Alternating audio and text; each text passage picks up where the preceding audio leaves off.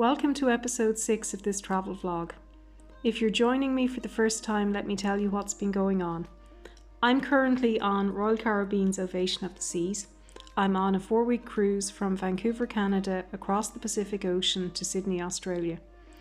We're currently just over 2 weeks into this cruise, and so far we've had ports of call in Seattle, then 5 days at sea heading to Hawaii.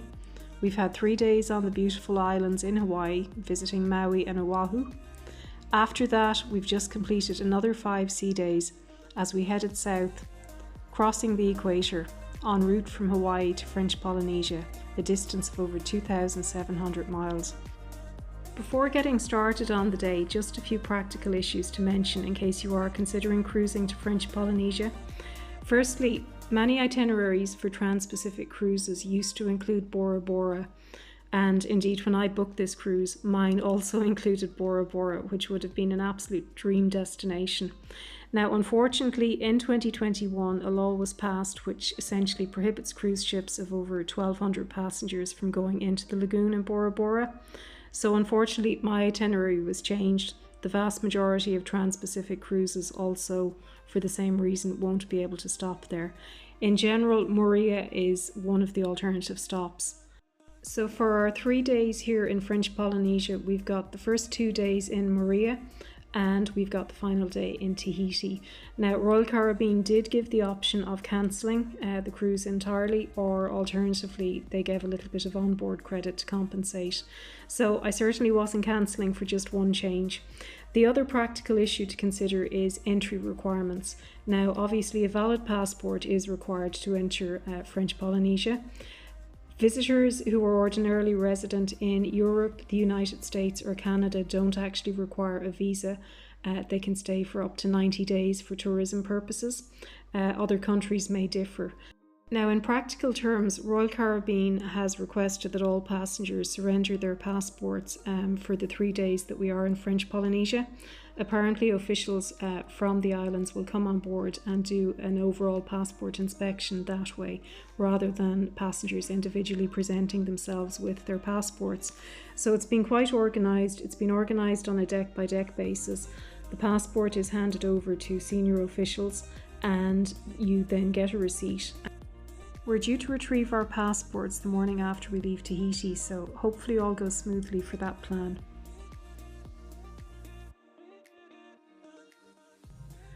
Saturday, 15th of October 2022. After 5 days at sea, the ship has arrived in French Polynesia.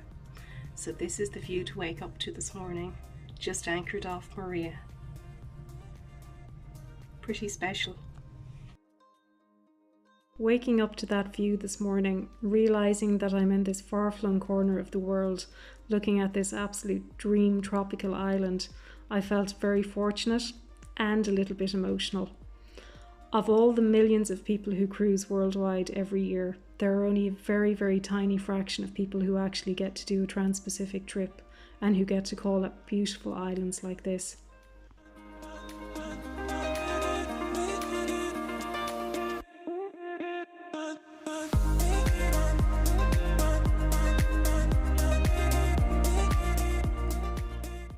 For the next 2 days, Ovation of the Seas is anchored in Opuno Bay, which is in the north of the island. The nearest settlement is Papatoya. That's where we'll be docking this morning.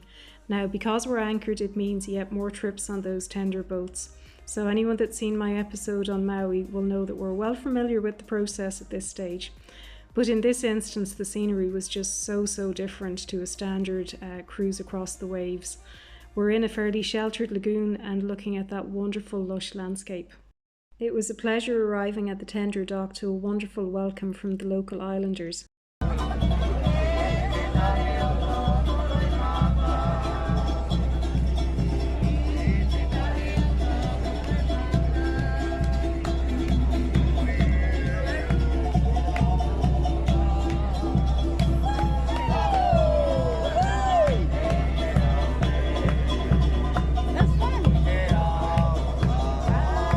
For my day on shore, I took a shore excursion organised through Royal Caribbean.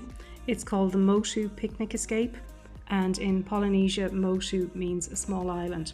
So that's exactly where we were heading on this open boat.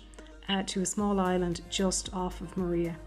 It's a 5.5 hour shore excursion and it came in at a cost of $174. Now, in terms of being able to source this directly from local providers on the island, yes, it was possible, and at a significantly cheaper cost, I might add. However, given that I had never been to French Polynesia before and couldn't quite get a handle on the reliability of providers and so on, I decided it was a safer option just to go with the cruise line. Having said that, the shore excursion, as is the case in all instances, was delivered by a local provider. I suppose you just have to hope that in booking through the cruise line that they will have actually vetted those local providers and be satisfied that there are adequate safety measures in place and so on. So now, as you saw there, the boat that we got onto for the excursion was actually right by the tender dock, so very convenient. So firstly, we headed over in the direction of where the cruise ship was actually anchored, so wonderful views of Ovation of the Seas against that beautiful landscape. And then after that, the boat turned in the opposite direction to head towards the island that we were heading to for the afternoon.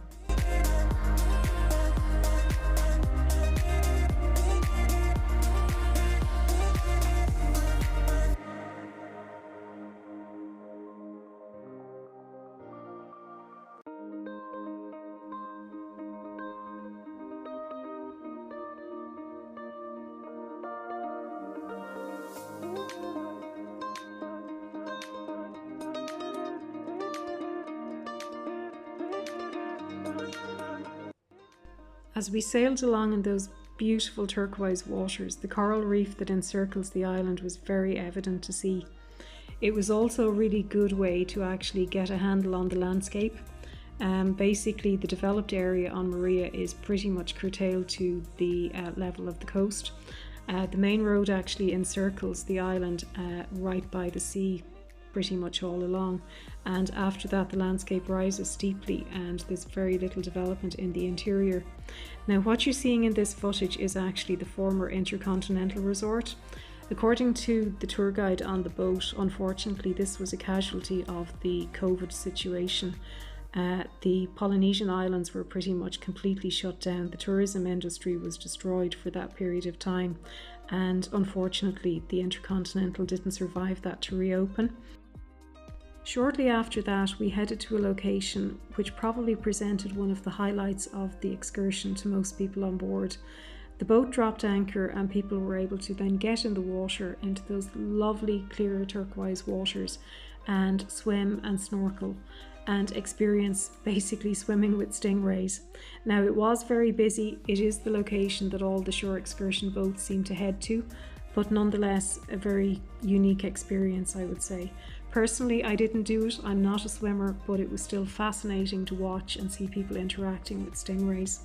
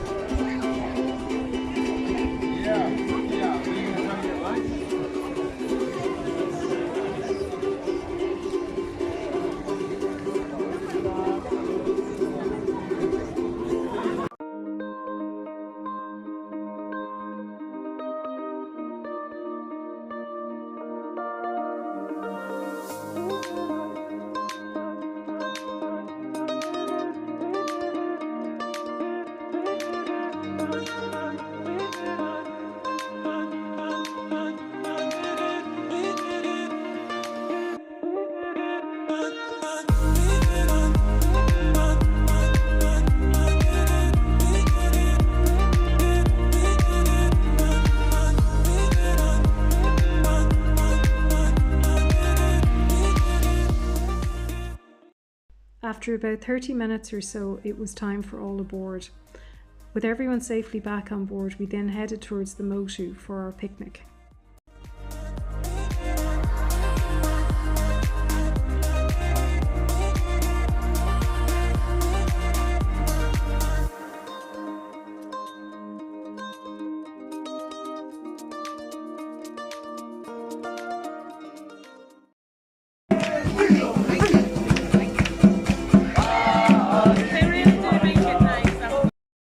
While while the welcome onto the island was nice in itself, I have to say it probably felt a little bit too contrived and probably didn't really represent authentic Polynesia, but rather something meant for the tourists.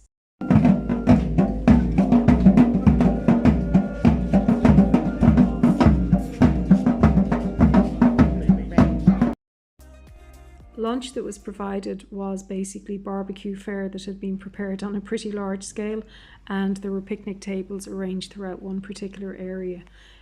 Altogether there were about 5 shore excursion groups there, so it was quite busy. Now the best part of it for me was that there was time to just explore the island after that.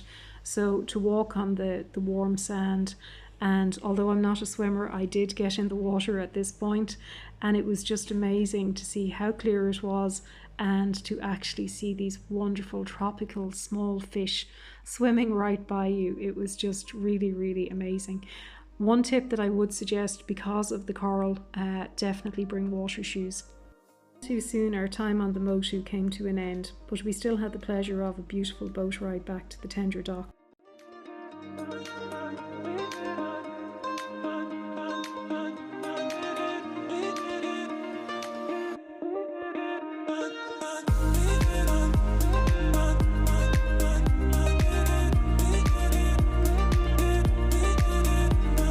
Back on board Ovation of the Seas, the perfect way to end the afternoon was with a snack on my balcony. With views like this, I was just so captivated. I think I probably spent about 2 hours just watching the changing colours as the afternoon started to turn to early evening. Just the changing colours in the water, changing colours in that vegetation, and just looking at all the activity round about, the sailing that was going on, a beach in the distance, and also the overwater bungalows at the Hilton Resort.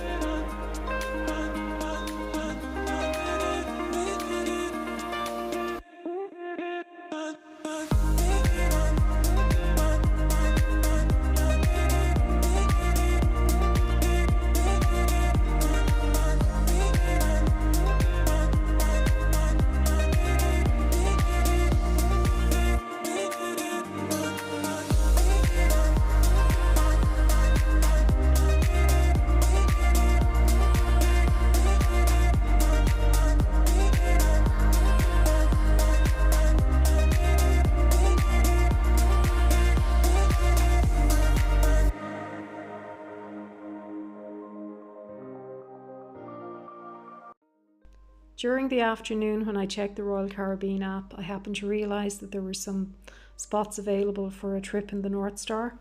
So basically, if you've seen one of the previous episodes on some of the sea days, the North Star is the capsule, which is on a massive arm that extends up over the ship and out over the sides.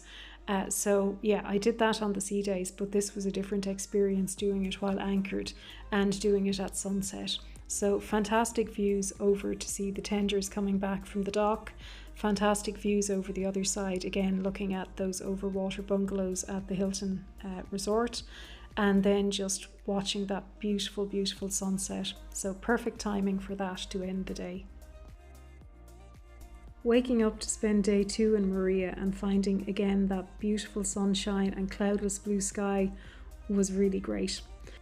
Before filling you in on how I spent my second day in this beautiful island paradise, I just wanted to point out the details there on the Wayfarer sign.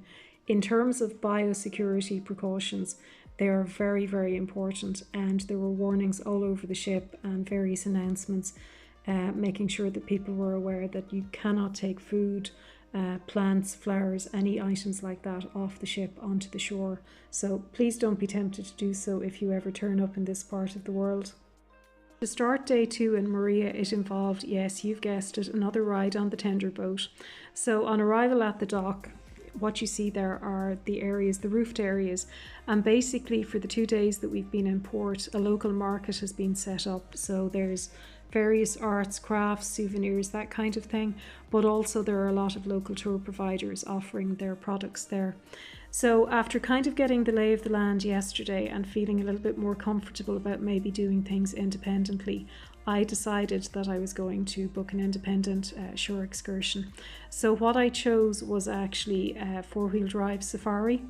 Now there were a number of options to have round island tours. So there was either a minibus, which were kind of Mercedes van types that were air conditioned. There was also larger coaches. Well, coach is probably a bit of a generous term. There were actually old school buses with sliding windows, and the people I saw coming back from yesterday's tour looked decidedly hot and sticky and trying to hang out the window to get some air. So that was a hard pass for me. So as I say, I decided to do the four-wheel drive safari. So that's basically a pickup truck that's got 2 rows of benched seats in the back of it and a canopy. Four-wheel drive vehicle is probably realistically the best option for getting to experience areas of the island that the other types of vehicles may have difficulty getting into. So there you can see what it looked like. It seemed to be in pretty good condition, so I didn't really have any safety concerns.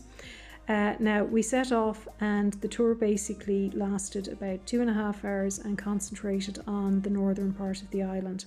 So this was our first stop, looking out over Puno Bay, looking at Ovation of the Seas moored in the distance.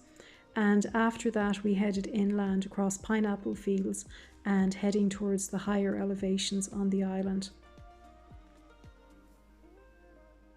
So one of the key areas that we were heading towards was Belvedere Point, or Belvedere Lookout. Now that's probably one of the most iconic landscapes in the whole of Moorea. And if you think you recognise it, it's because you may have seen it appear in Mutiny on the Bounty, which I think this was apparently featured very heavily in the original version, the Marlon Brando version. So in any case, beautiful, beautiful, stunning views. And here we can see on the right hand side Cook's Bay, named after it being discovered by Captain Cook back in the 1700s. And on the left hand side Opuno Bay, and you can't quite see Ovation of the Seas, but it is just round the corner there. Obviously in mentioning Mutiny on the Bounty, the film, it is worth bearing in mind that it is actually based on real events, where Moorea was actually the location at which the mutiny occurred on HMS Bounty in 1789. So that is very much synonymous with the island. After exploring in the more mountainous upland terrain, we returned back down to the coast level, and basically we took the coast road back to the tender dock. Now that in itself was very interesting because we basically got to pass what is, I suppose, an example of regular everyday life in Moorea. Interestingly, the tour guide actually pointed out that we were passing the largest city. He wasn't by any means being ironic about it, he was genuinely considering it to be a city. But the thing is that it consisted of basically a filling station, a school, a small supermarket, and a number of houses. It was a Sunday, all were closed, so it wasn't a hive of activity and it really wasn't a city by most people's standards. But in the context of island life in Moorea, that's the extent of it. So we travelled along the coast road enjoying all of these beautiful tropical views. Now a top tip if you are considering doing the four-wheel drive safari, definitely try and get the seats at the rear of it. It presented great opportunities to get film footage and take photos.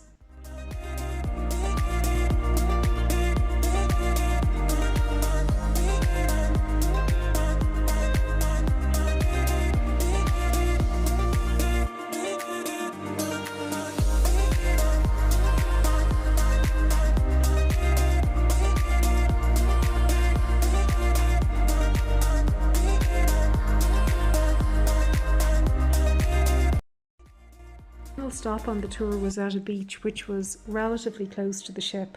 Now, when I say relatively close, it was within viewing distance when you were on the ship, but if you were to walk there, it wasn't really feasible. It was quite a distance round by road. In any case, this was simply a photo stop at the end of the tour. Unfortunately, we only had about 10 minutes to spend there, But with views like that, with those palm trees, that white sand and gorgeous waters, really it was someplace that I would have loved to stay for longer if only we had time. But unfortunately it was back on board again into our four-wheel drive and off back to the tender dock.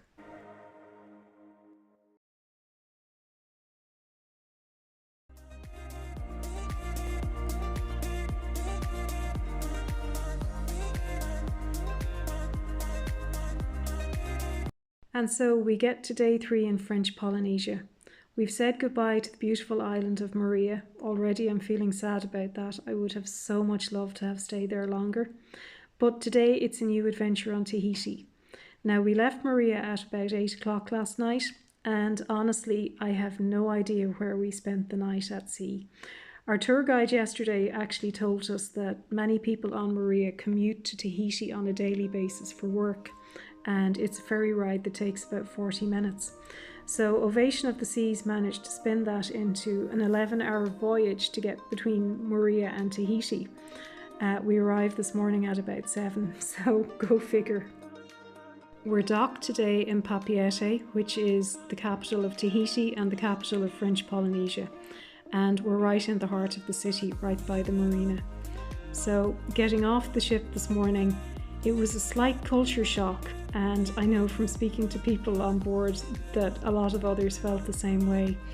We've spent 5 days at sea travelling from Hawaii to French Polynesia. We've spent the last 2 days on a beautiful island paradise in Moorea. And today we got off the ship and we're confronted by quite busy city life immediately. So it's a case of coming out of our blissful ship bubble and returning somewhat to the real world. But my plan for today had 2 components. Firstly, I wanted to experience Papeete Market this morning. Now that is quite a well-known destination, and it basically has a mix of souvenirs and goods like that, but it also has local produce. So it was quite clear that in one area of the market it was quite heavily used by the local population out doing their grocery shopping for meat and fresh produce. The other area that you can see here is very much the tourist area, providing all the souvenirs that you may wish to buy. But a word of warning on that front, in terms of the produce that was on sale there, a lot of it was straw or wood, so that does present difficulties in terms of our entry in the next while into New Zealand and Australia, so not recommended that you purchase goods of that nature. After experiencing the market, it was a quick 5-minute walk back to the dock to join my shore excursion. Now this was a coach tour focusing on the eastern part of the island, and it was booked through Royal Caribbean. Beautiful ship, yeah, Ovation of the Seas, the time of the year for all the cruise ships. Your ship is the tallest building in Tahiti today. Oh yeah. You're going to see it from different areas. There are 2 more areas. You're going to see how tall it is, because that building wasn't there. Today it's there. Tomorrow it's gone, so no more building, no. Our tallest building is 8 stories high. It is the Hotel Kontiki. So now at this point I'd have to admit that I'm not entirely convinced that I chose wisely with this particular shore excursion. While it was good to drive through parts of the island and experience Tahitian island life in the context of Papeete at least, the island probably wasn't what I expected, or at least the parts of it that I saw. In terms of Papeete itself, it felt like any regular city. For anybody who is used to perhaps travelling to France and is familiar with Super U's and Carrefour supermarkets, yeah, it's a bit of a shock when you actually see those in French Polynesia. Hadn't quite been expecting something as everyday as that. After a short distance, we arrived at our first stop on the tour, which is the James Norman Hall Museum. And basically this is the home that James Norman Hall, author of Mutiny on the Bounty, resided in during his time on Tahiti. It's now a museum, and we had a very enthusiastic tour from the curator there. Honestly, it probably went on far longer than I would have liked. I would have much preferred to be out enjoying and experiencing the landscape. After that, we headed to Point Venus and this beach park area. It was very picturesque. Unfortunately, the tour guide seemed intent on keeping us all shepherded together in a group, so there wasn't a great opportunity to explore. Now, one of the things that was strikingly different in comparison to the white sands on Moorea is that it's black sand on Tahiti, or at least in this particular eastern part of it. Tahiti is a volcanic island, but I suppose in thinking about French Polynesia and assuming it to be a tropical paradise, I hadn't quite anticipated it was going to be black sand. So there you go, something else to be aware of if you're travelling to Tahiti. Back on board, we weren't scheduled to depart until midnight, so this provided an opportunity for anybody who might have wished to experience Papeete nightlife. Personally, as a solo traveller, it wasn't something that I was doing, so I was happy to go to the theatre in the evening and experience the entertainment provided by a local Tahitian group who came on and did an excellent performance.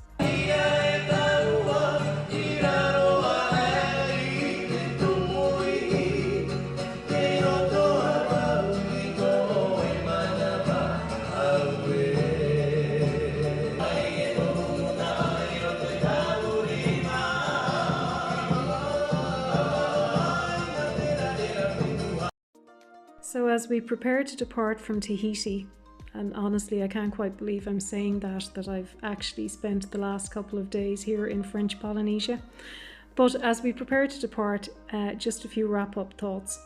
In comparing Moorea and Tahiti, I would say from my experience, Moorea wins hands down.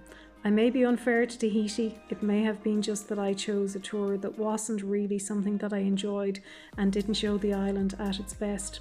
But Moorea lived up to every expectation. It was absolutely magical. It was a true tropical idyllic paradise that I would love to spend more time on. And what I learned earlier this evening was that some wise people from the ship had actually decided to do exactly that and had stayed in Moorea overnight and only returned to the ship late tonight. So if you are visiting French Polynesia on a cruise like this, maybe that's something that you can actually check out if it's a possibility with your cruise line. As we head out to sea, we're heading into another 5 days, crossing the remainder of the Pacific Ocean to get to our next port in New Zealand. For now, all that remains to be said is thank you so much for watching. If you enjoyed this, please consider hitting the like button. And if you want to see the remainder of my journey, please consider subscribing. For now, good night.